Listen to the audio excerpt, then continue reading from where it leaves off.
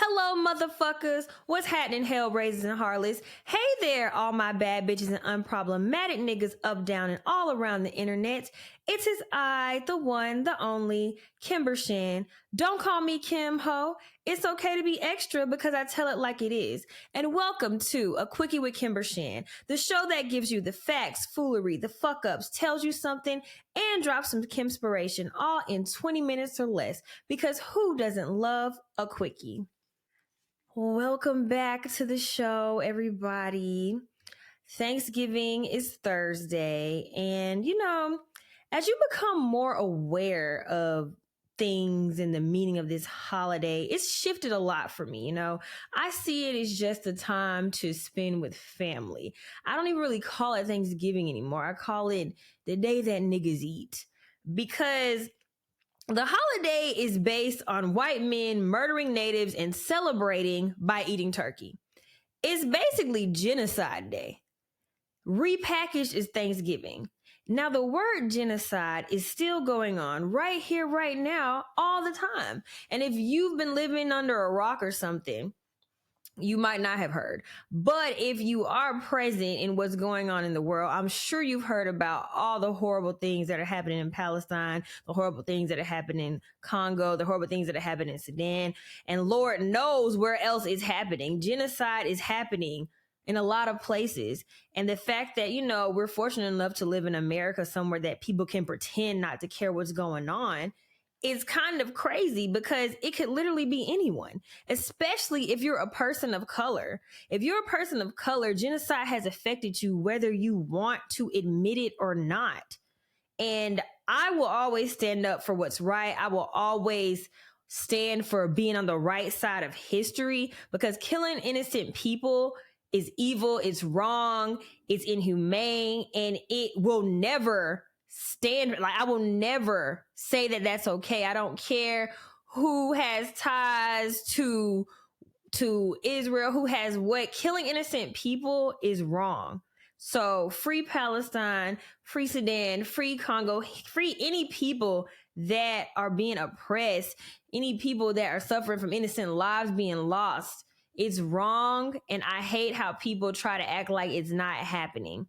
I had to do some research to get the full scope of things, but now that I'm aware, I'm going to speak out about it anytime I get the chance, because it's fucked what's going on and what has been going on for decades, centuries, for as long as you can remember. Thanksgiving is here because of genocide. So this ideology, this white ideology to destroy people, to kill innocent people, is here, it's alive, and it's now, and people need to do whatever they can to stop it. Obviously, a lot of people are boycotting Starbucks, McDonald's, and other companies that are supporting the genocide, and I'm all for it. I'm gonna always be on the right side of history, baby. Point blank, bottom line. So let's go ahead and jump into facts, foolery, and fuck-ups. And honestly, there's so much fuck shit going on in the world of celebrity, just like fuck shit going on in the world in general. I was just like, damn, I disappear for a week and I come back and there's a bunch of shit fucking up. So we're just going to cover the main stories because there's so much to unpack here. So let's start with my girl, Lori Harvey, the baddest bitch. She is now single. Her and Damson Idris have gone their separate ways. A little over a year of dating, and in a joint statement, they both said that we are at a point in our lives where our individual paths require our full attention and dedication. We part ways remaining friends and nothing but love and respect for each other and the time we share together. And I said once and I'll say it again, Lori Harvey is the baddest bitch. I don't think there's anything negative you could say about her. I love the way she flows through life effortlessly, cleanly. And if you want to break up with somebody, there's nothing wrong with that, especially if it's amicable, especially if it's what's best for you. I like the fact that she can stand on her decisions. I can do nothing but respect a woman that moves through life and stands on her shit. So shout out to Lori Harvey for being the baddest bitch. A positive story here. Andre 3000 just released a new album called New Blue Sun. It's a flute album. I actually listened to it and it was bomb. Like, I really, really enjoyed listening to it. It was so soothing, so relaxing. Like, I feel like I can fall asleep to it. I feel like I can listen to it while I'm working. I feel like if I just want to hear something to just help me feel like I'm in a good vibration, that is what I want to hear. Like, it's a great album. I know people are talking shit saying, I don't want a food album, I want a rap album. Like, honestly, I'm here to take whatever he gives because he hasn't given us anything in a long time. And I'm just happy. I'm happy that he's creating. And I feel like he's created something really great and really needed. And he's created something that I feel like is healing. Like, it's so calming and peaceful. Like, my whole body just like relaxed when I listen to it. So I recommend it. It's definitely going triple platinum in my motherfucking household. Okay. Another story, Snoop Dogg is giving up smoking. He released a statement on Instagram that said he is giving up smoke and to respect him on this matter. And you know what? I can't do nothing but commend somebody for wanting to do something different, change it up. There's nothing wrong with smoking weed, but you know, he's been doing it for a very long time. And I respect him for coming out and saying, you know, I know it's a part of my brand. I know it's a part of pretty much everything that I do. But I'm changing, I'm growing, and that's what life is all about, evolution. So I can't do nothing but support it. It was kind of hilarious to me that it was a public service announcement that he decided to give up smoking. Like, he had to make a PSA about it because it's that ingrained into his brand. Like, if you see Snoop Dogg, that nigga gonna be hot. That nigga gonna be smoking. That's what he do. So shout out to him for, you know, deciding to make a change and do something differently. I can't do nothing but respect growth, baby.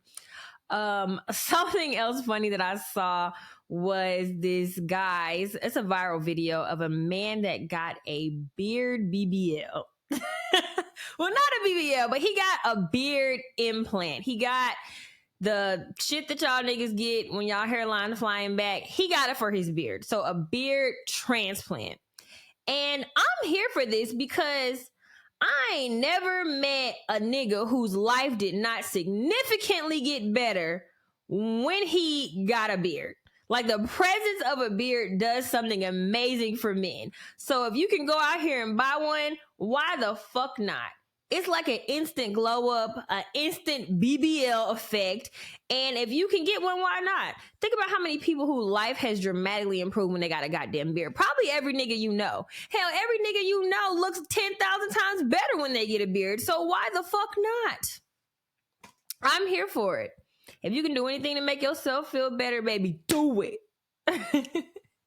So let's go ahead and dive into the dirt because niggas have been acting a plum fucking fool these past few weeks. I don't think I discussed this last week, but Megan Thee Stallion did release a new single, Cobra. Great song, love the beat. And in it, she discussed Party cheating. And since then, Party has taken it personally, and he made a diss track about her. And I hate giving lame ass niggas attention. I really do, but I just had to speak on this. What kind of grown ass man takes the time out of his day to speak on a woman?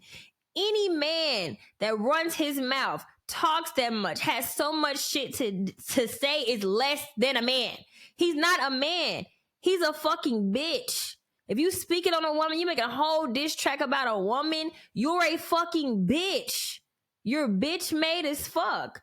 So I don't really give a fuck about anything he has to say about her because at the end of the day, you're a bitch. At the end of the day, you cheated and you're mad that she called it out. She didn't make a whole song about you. She said one line about your bitch ass, but you took it to the point that you had to make a whole fucking song about her, and it sounds fucking weak as hell.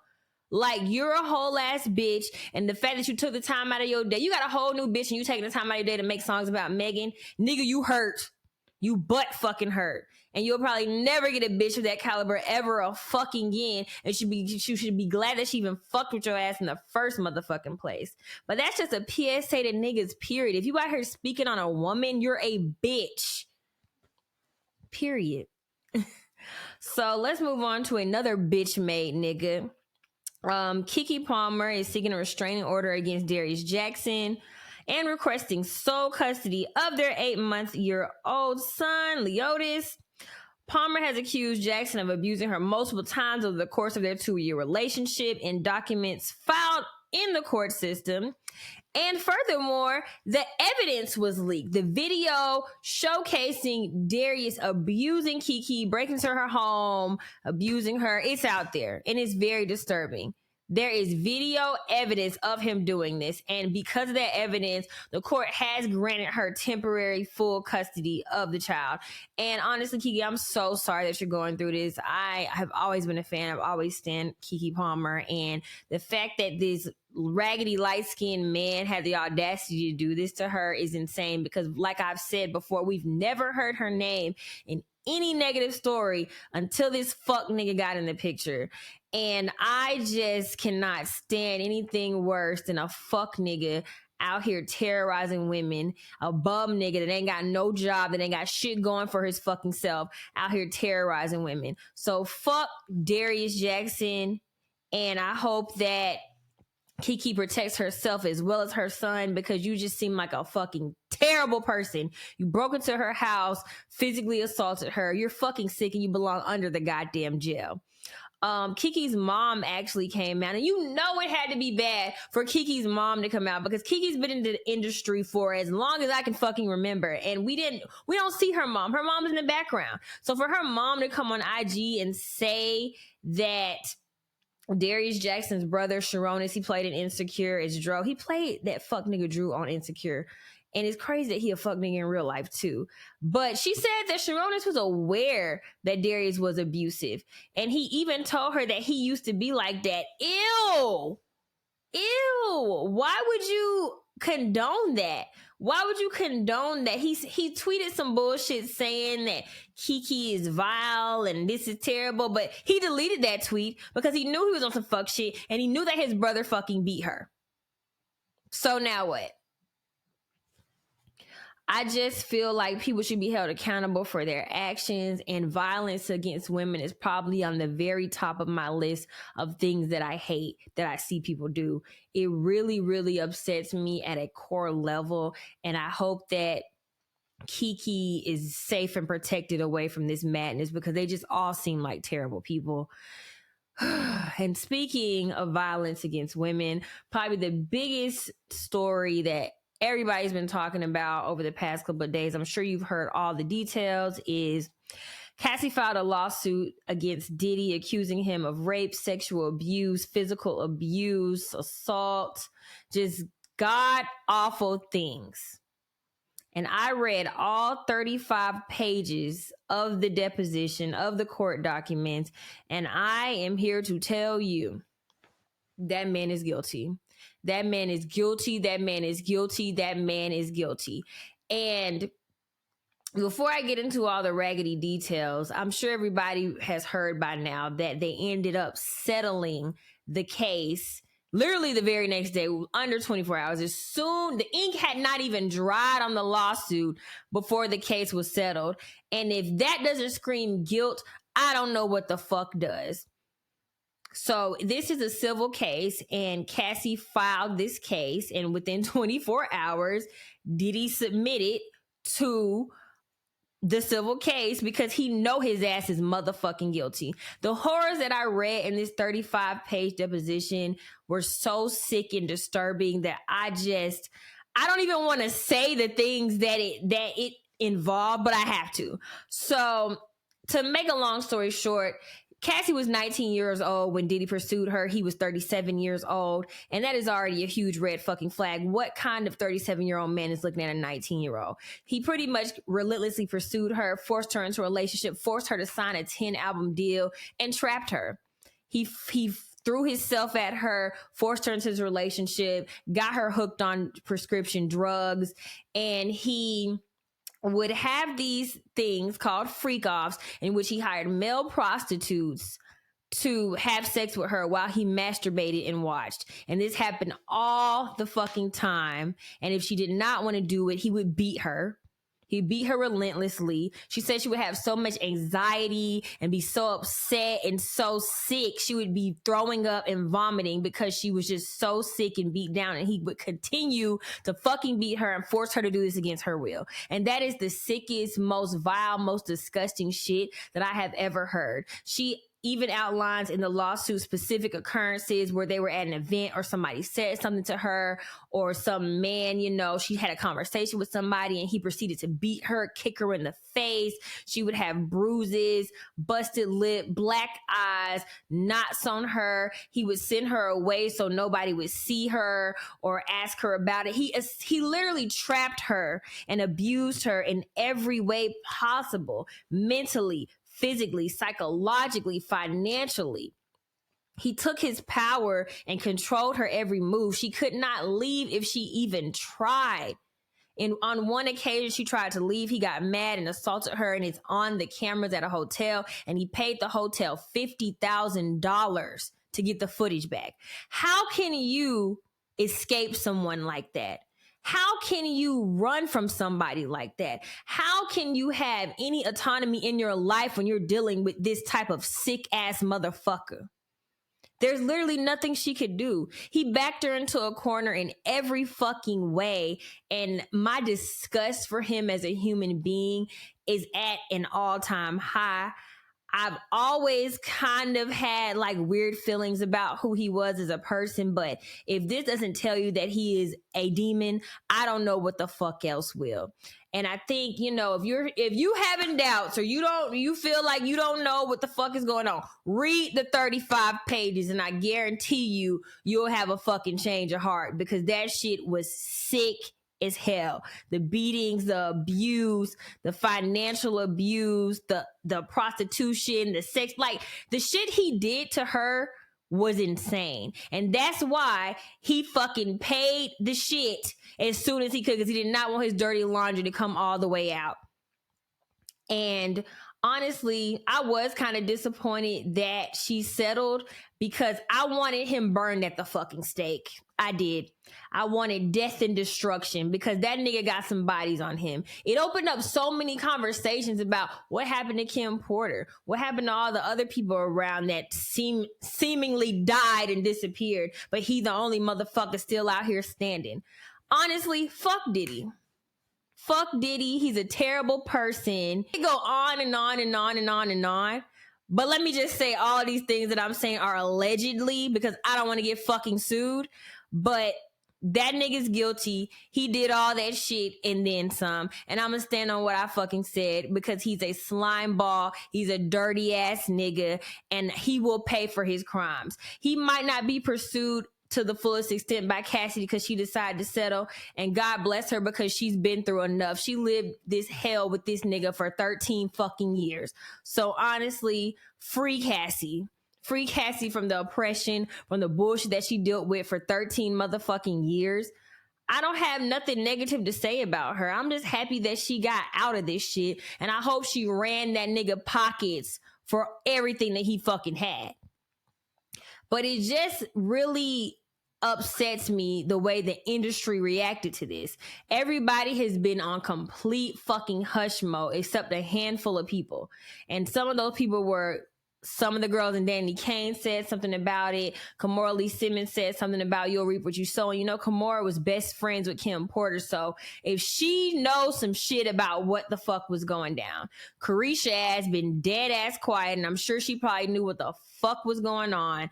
The entire industry is on hush mouth, and it's sick to me how they're so quiet about it when normally everybody always has something to say. But in this case, because this nigga's so powerful and music mogul and celebrity and all this fuck shit that doesn't matter, nobody's saying anything.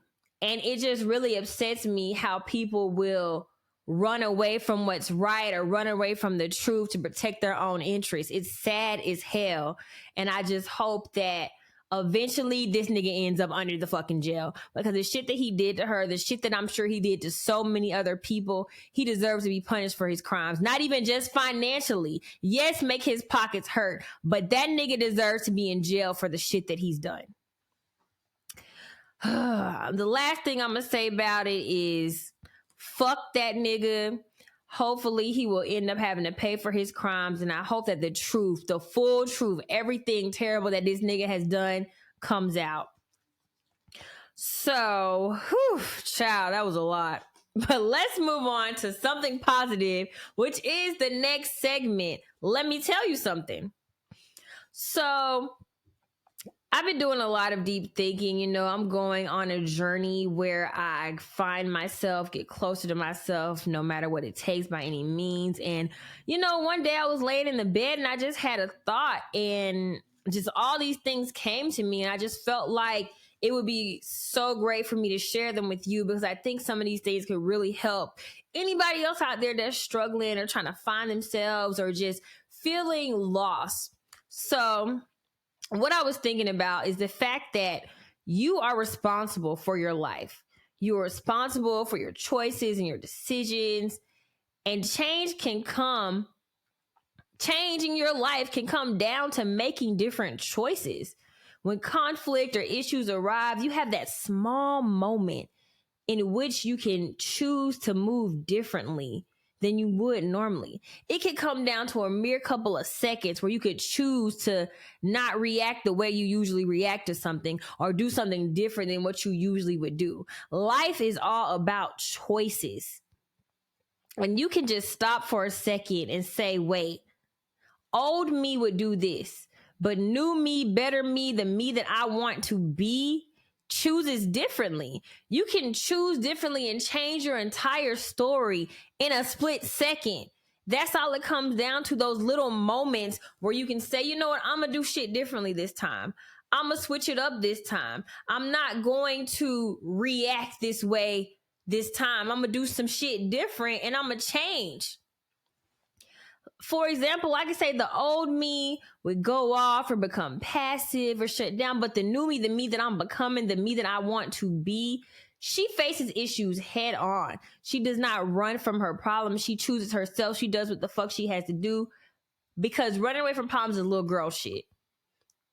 But the new me that I want to be, she stands up for herself, because that's what she's about. She's a bad bitch, so she gonna stand up for herself. She's going to do her, and can't nobody tell her or him or she or he that they can't.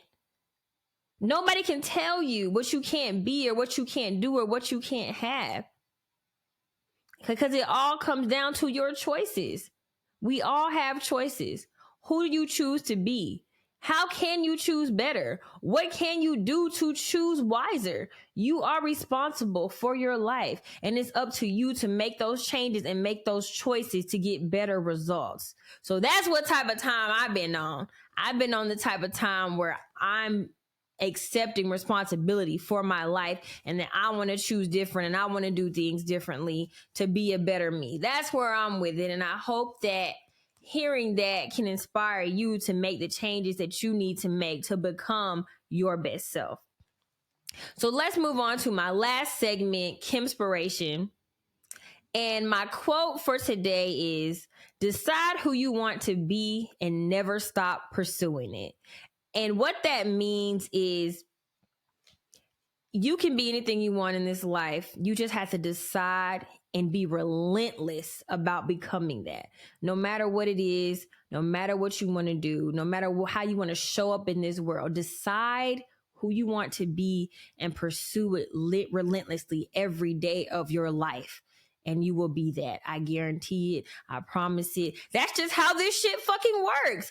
Every book I've ever read, every guru, every version of self-help, every personal development, they all say the same shit. Decide what it is that you want and stick to it and never give up, and you'll become it. It's that simple. So let's close out the show, ladies and gentlemen. Thank you so much for listening. If you enjoyed, please subscribe and leave us a review on Apple Podcasts. Check us out on YouTube at A Quickie Pod.